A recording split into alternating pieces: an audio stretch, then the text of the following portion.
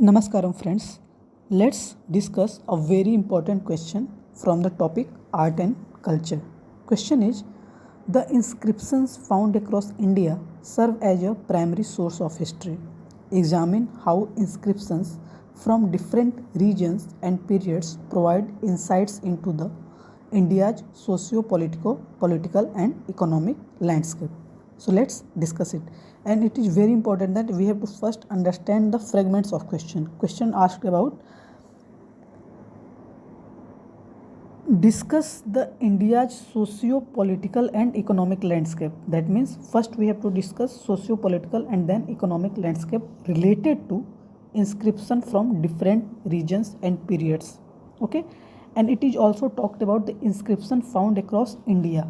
So India is specific, then the point socio-political is specific, then economic point is specific, and then examine part is very specific. So the whole question is, the inscription found across India serve as a primary source of history. Then examine how inscription from different regions and periods provide insights into India's socio-political and economic landscape. So we have to focus on these important keywords like about India, about primary source of history, about socio-political, and also about economic landscape. So let's discuss it. Inscriptions serve as a veritable historical records, shedding light on India's socio-political, economic and cultural evolution over centuries. They provide direct and authentic accounts often unavailable in literary sources. So let's discuss the important keywords like socio-political insights from inscription and economic insights from inscriptions, and then conclude the whole topic. So let's talk about socio-political insights from inscription. In this, first point is state administration and governance. Inscription record royal edicts, land grants, and administrative reforms. For example, Asokan edicts of 3rd century BCE detail Dhamma policy, welfare measures, and governance ethics. Second is religious patronage and social order.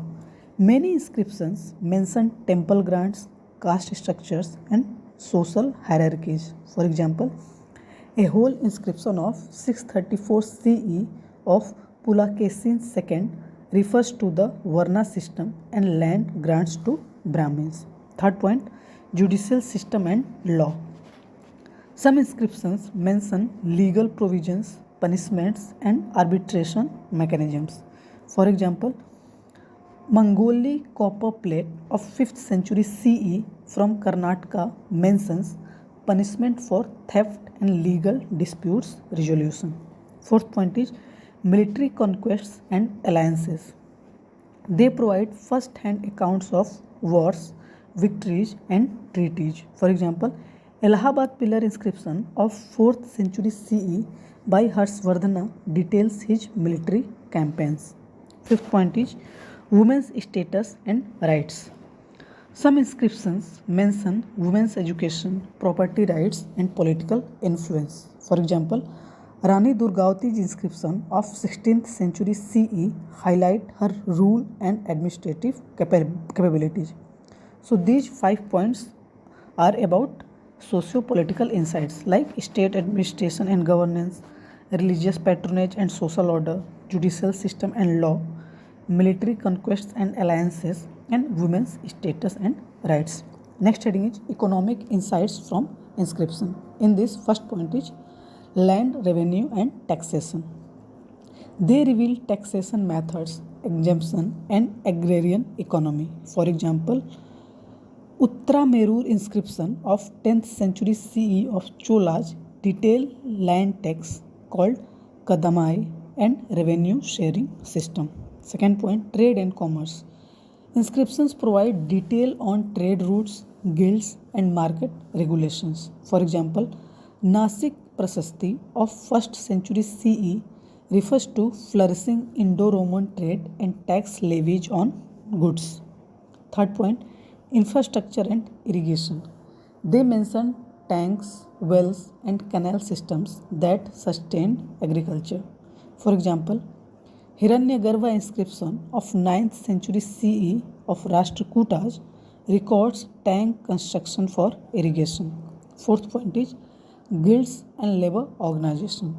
Guild inscriptions highlight labor contracts, wages and worker rights. For example, Mandaso inscription of 5th century CE speaks about guilds of silk weavers and their self-regulation. Fifth point is coinage and monetary system. Some inscriptions record currency types and fiscal policies. For example, Gupta period inscriptions of 4th to 6th century CE mention use of dinars, gold coins and market pricing.